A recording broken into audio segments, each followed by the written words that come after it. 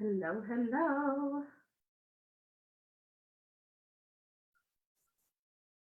Welcome, you guys. So we are going to be talking, what is hypothyroidism? The more that I talk to people, the more I realize that I guess it was past, was not alone in not fully understanding what hypothyroidism is, what Hashimoto's is, hyperthyroidism. And so I wanted to take some time to really dive through this. Now, I just recorded a podcast episode earlier today on Autoimmunity 101 that will be coming out in episode 44, I believe. And it clicked to me after recording that episode. What if people don't know what hypothyroidism is? Maybe they were just recently diagnosed, and what if they don't know what that is? So then I was like, well, duh, it's my job to share with them what it is. And some of those first steps take, if you guys have been recently diagnosed, or maybe you've been diagnosed for a while, you're taking your medication, but you still have no clue what it is. So that's what I wanted to talk about with you guys. Hypothyroidism is growing at an alarming rate, especially here in the US.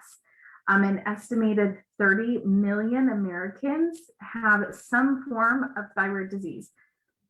Hypothyroidism, Hashimoto's, Graves', hyperthyroidism, and up to 60% of those people with thyroid disease are completely unaware. Or maybe you've gone and you've had the testing, but you haven't had the right testing to fully assess what is going on with your thyroid. And so you have the symptoms, but you're still not getting diagnosed and you're not getting the help and the support that you need. On a global scale, about 20 million have, again, some form of thyroid disease. So we really need to take these steps in educating ourselves, educating family members, educating whoever we can when it comes to thyroid, because really this problem can be reversed, especially if we don't get too far into the hole, so to speak. And I always laugh about this because when I first started my program as a holistic wellness practitioner, I thought, you know what? I'm going to help people prevent these things. Nobody wants to hire anybody to prevent it. I mean, okay, occasionally, but really most of the time, people want to have a diagnosis. They want to be on medication. They want to know, yes, something is wrong with you. And then that is the point that we start to take that proactive approach. And I hope that you guys fall into a different category and really want to take a proactive approach wherever you're at in your thyroid journey. So there's really a lot of different forms of thyroid disease, but again, today we're going to be looking at hypothyroidism. So what is hypothyroidism? You guys, I hope that I want to say boil this down for you and help you really understand what it is. And we're going to be talking about some geeky things because I want you to also be empowered when you go into your doctor's office and have these conversations with your doctor so that you can stay up to date. You can ask questions. And you guys, I remember when I started going into my endocrinologist and I started asking intelligent questions, they weren't so happy with me. No, they weren't. But honestly, I didn't care. I didn't care because it's my body and I know my body best, just the same way that you know your body best. You've lived in it for how many ever years old you are. So, all right, hypothyroidism is most often diagnosed when your TSH, thyroid stimulating hormones, are elevated. So when they're high, free T4 levels are low, or if you have a really good doctor and they're testing all of the things, they'll test for free T3 as well. And that can be low with hypothyroidism. But oftentimes your doctor is really just going to diagnose you with looking at that TSH levels. So let's kind of dive into what are TSH and what is a quote unquote normal level for that. So TSH is a thyroid hormone that is created and sent out from that pituitary gland, which is located in your brain. It's a little pea-sized gland at the base of the brain. And that tells the thyroid how much or how little thyroid to produce. So please note here that thyroid, your pituitary gland tells you what to do, but it's not telling the thyroid what to do. Okay, so they're two separate things. Pituitary is over here. It's saying it's getting the signal to create TSH. TSH is sending it to the thyroid. The thyroid doesn't know. I mean, it does know in a perfect scenario, it knows what to do, but that pituitary gland isn't telling the thyroid what to do. Okay. Everyone is biochemically individual. So what we have found is that people typically do best between 0.5 to 2.5 in TSH range. That's when they feel healthy. That's when they feel vibrant. That's when they feel good. And most labs will say normal ranges. Okay, so normal ranges for most labs are going to be, again, 0.4, depending on your doctor, up to 0.8. Most people don't feel really good when their TSH is that high. So one of the recommendations that I have for anybody is to keep track of your labs, all of your labs, if you can put it in a binder, in a notebook, in something where everything is there. It's in chronological order. It's easy to find, it's easy to locate, but you can also take sticky pads and notes and write on there what your symptoms are. Excessive hair loss, gained 10 pounds in a month, lost 10 pounds in a month. You know, brain fog is out of this world. You guys can track those symptoms and you can start to find your unique baseline. I know some of our clients inside the Hansen method will say, I feel the best at 2.2 TSH. And that's what I hope you guys are able to get to as you begin to collect the data for yourself. So moving on, what about free T4? Okay, so again, it's important to test the free T4 and free T3. Those thyroid hormones, them being free, tell us what is unbound in the body and what is available for use, which is really important.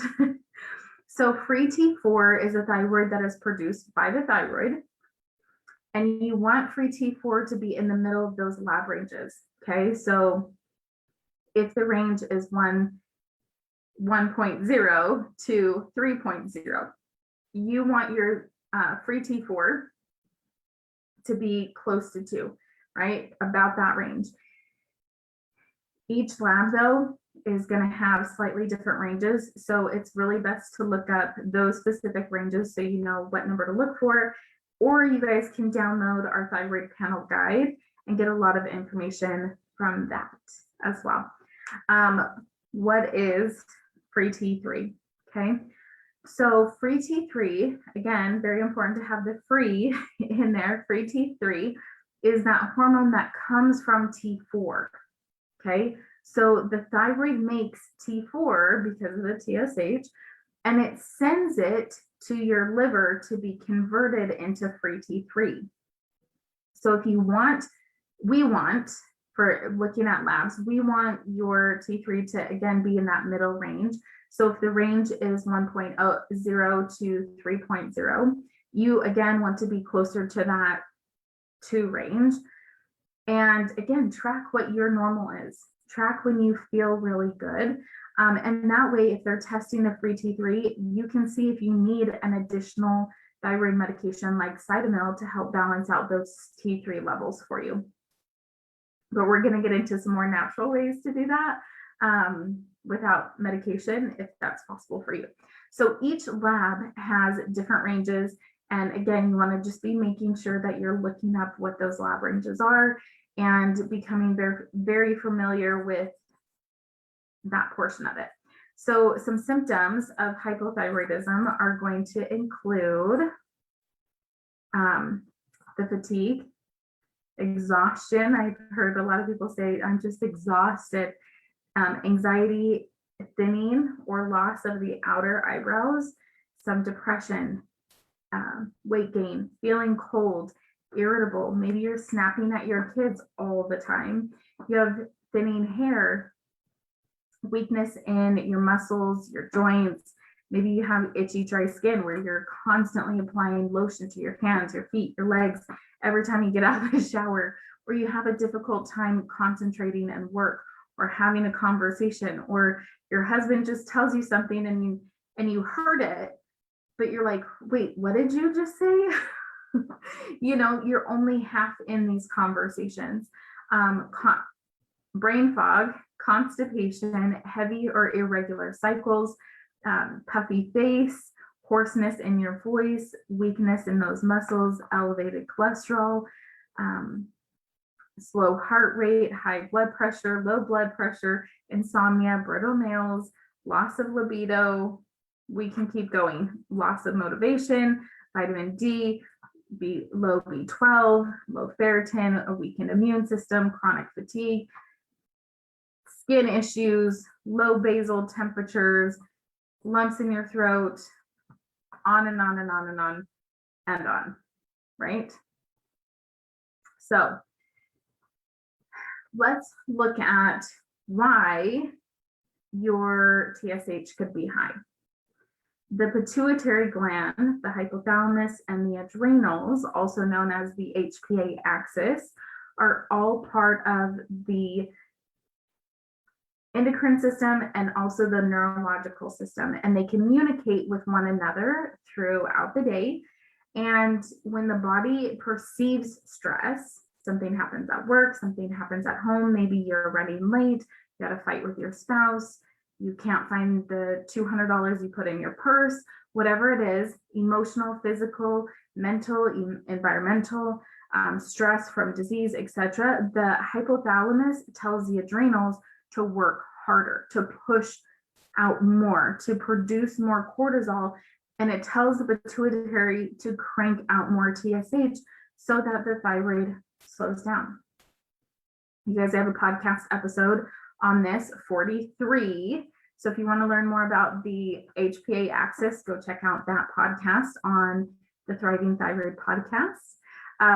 So high TSH levels aren't actually a thyroid problem.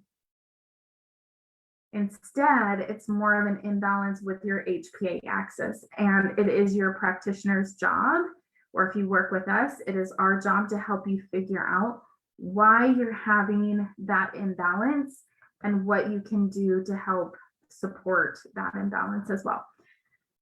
All right, so why would your free T4 be low? Most often, free T4 is low because the thyroid doesn't have the resources to produce proper T4. The thyroid needs two nutrients, tyrosine, which is a protein, and iodine to produce those hormones, or what I like to say is help convert those hormones. They increasing the consumption, the eating of iodine supporting foods, that's going to be your strawberries, sea vegetables, seaweed, things like that, and reducing your exposure to neurotoxins. This is going to be your chlorine, your fluoride, your bromine, because this is really incredibly important at helping to support the body creating and converting those things. Making sure that you guys get proper testing for iodine before supplementing with that. So whether your iodine is high or low, making sure that that has the right balance. Again, you can find more information on that in the podcast episode 41.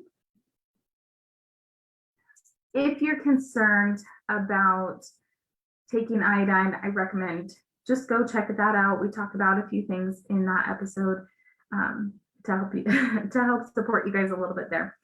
Free T4 can also be low if thyroid antibodies are high. So again, this is important to have those proper thyroid panels run every single time, including thyroid antibodies when you have your labs ran.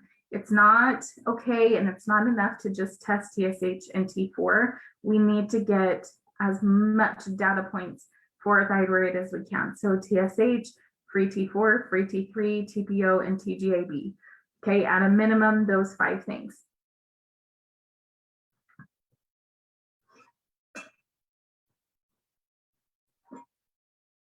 When the antibodies are high, they're going to attack the thyroid tissue. And this can be really difficult for the thyroid to produce the free T4, right? Some other common things that would cause low free T4 is anemia. And again, this is one of the big reasons why we have all of our clients do some functional testing, because the body needs iron to make TPO, an antibody for your thyroid, which then is used by your thyroid hormone, T4. And when the body is deficient in iron, free T4 levels can drop, putting the body into that hypothyroidism state. So something to note here is we need to have our iron levels balanced, because copper toxicity, so if copper is high because we've had copper IUD, we've had medication, maybe we're using copper pots or whatever, right? Like we could be exposed to it. If copper levels are super high, it's going to cause iron levels to drop, but it may not show up in your blood work, okay? It would show up in the soft tissues of your body. And that's, again, why we would do a hair test for that, so we can really see what's going on. And if copper levels are out of balance, that's going to impact your selenium levels, which will block glutathione production in your body, which is essentially your detoxification system. So there's really a lot to do with just, and it's more than just iron is good, ferritin levels are good, right? Or bad, or whatever. Like there's really kind of this whole picture that we need to start putting together. Again, talk to your practitioner, talk to your nutritionist about this. Make sure that you are taking the right supplements when it comes to these things, and not just supplementing willy-nilly, because we don't know what other damage we could be doing if we just start taking something, okay? So next thing that we need to talk about is, why is your free T3 low? There are really 3 major reasons why this is happening. Number 1, free T3 can be low because there's just not enough T4 being produced by the thyroid, and it can't convert it because it's just not there. That's number 1. Number 2, if there is adequate T4, but there isn't adequate T3, then this can indicate liver congestion. So let me explain this to you guys. Your thyroid produces T4. It sends it to the liver to be converted into this active form of free T3. And if you have enough free T4, but not enough free T3, then you don't have the necessary thyroid hormones. And it also doesn't mean that you don't have a quote unquote thyroid problem. It really means that you need to support your liver so that your liver can convert the T4 into T3. Well, how do we do this? Because this is a very common thing. If you guys have been diagnosed with fatty liver, if you have gallbladder issues, you have some liver congestion happening. So what we need to do, again, support it through lifestyle, support it through nutrition, support it through supplementation, and really finding out why you're having that fatty liver or issues in that way. You can also experience symptoms of estrogen dominance, meaning you're having a hard time losing weight, you're carrying weight in your hips and your thighs, you've probably got some hormonal issues, maybe some tender breasts, heavy, painful periods along with that. You could be experiencing severe headaches, blood sugar imbalances, chemical sensitivities, skin issues, whether it be like some, we call them like Hashi rashes or eczema, psoriasis, acne issues, dark circles under your eyes. Those really are just some of those basic things of having liver issues, okay?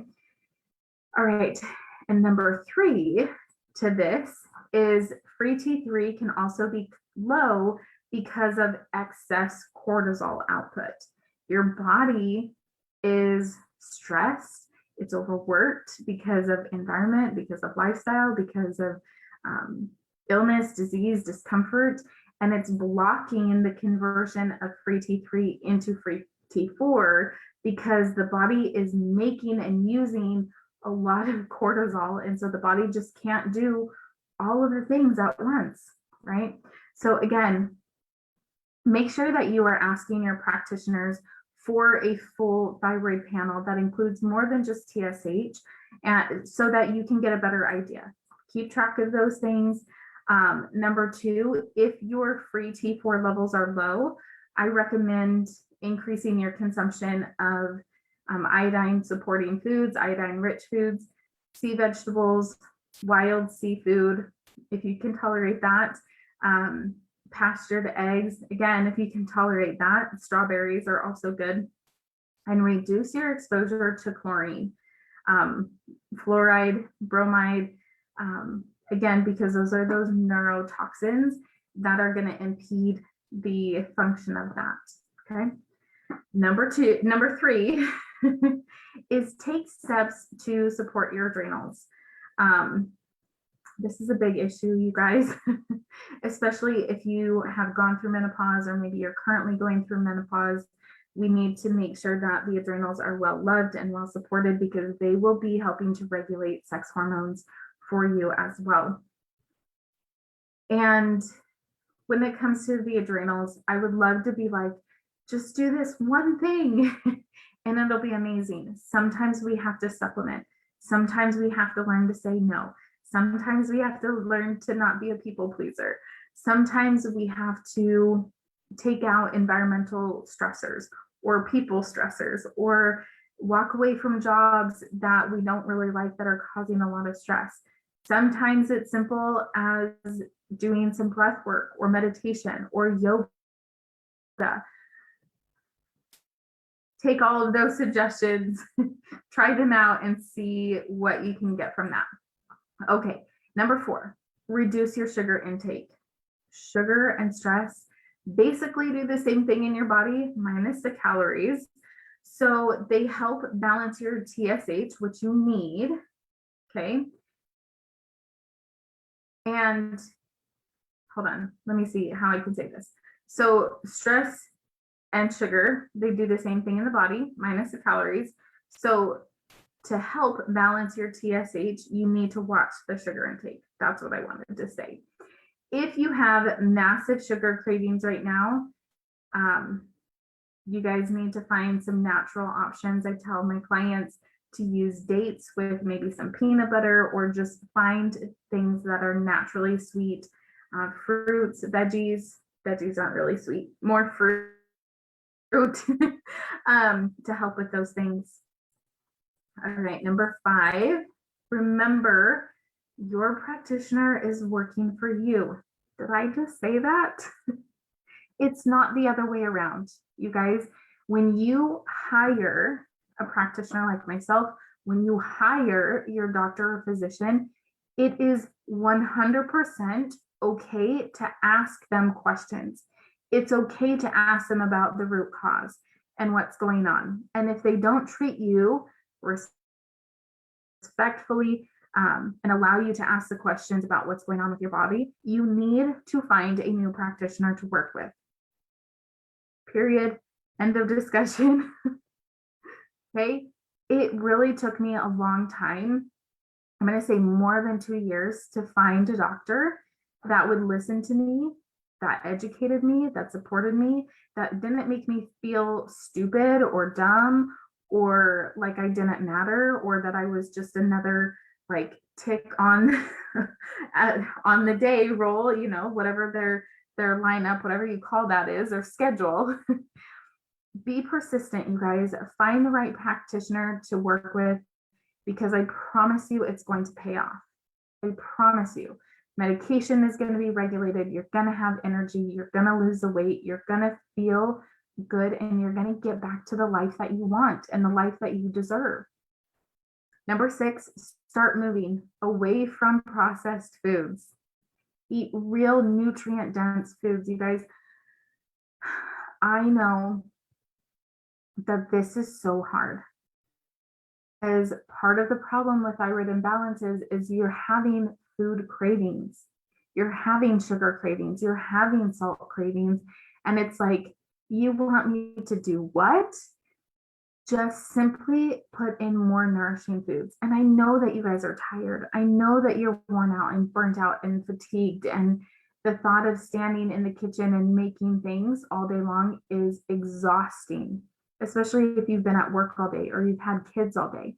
Look for one pan, one pot meals, instant pot meals, whatever you need to do, crock pot meals, freezer meals, have a caterer come in, that wasn't the word, like have a personal chef come in and help you guys. We have a ton of resources inside our free Facebook group. You guys can search recipes. We give tons of nutrition value away in the group.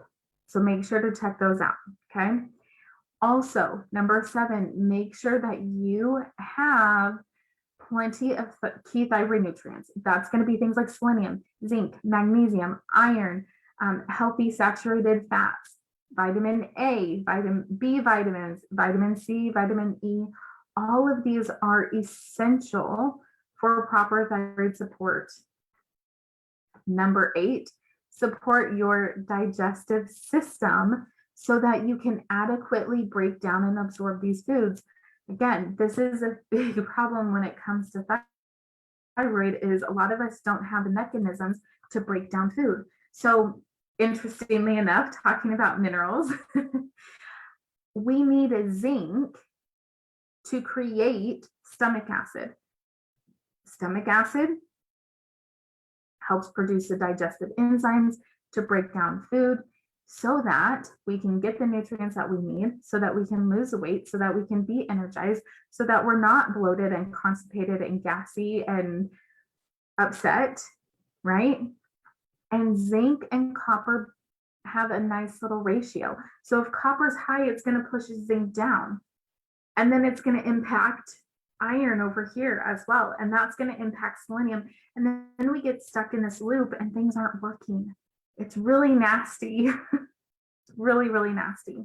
All right, guys, I hope you learned something new and you are able to glean just a little bit of information that's going to help you and support you on your thyroid journey.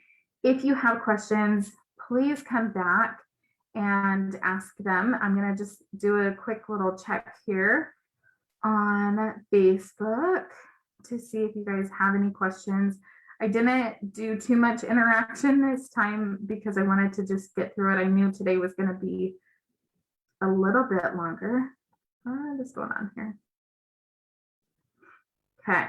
All right. Hello, Shannon. Okay. She says her TSH is at 14.7. Yeah, that's pretty high. Yeah. So if you guys are, again, watching the replay, #replay, if you have questions, ask them in the comments below and we will get to them, and I will see you guys in the next. Have a good night.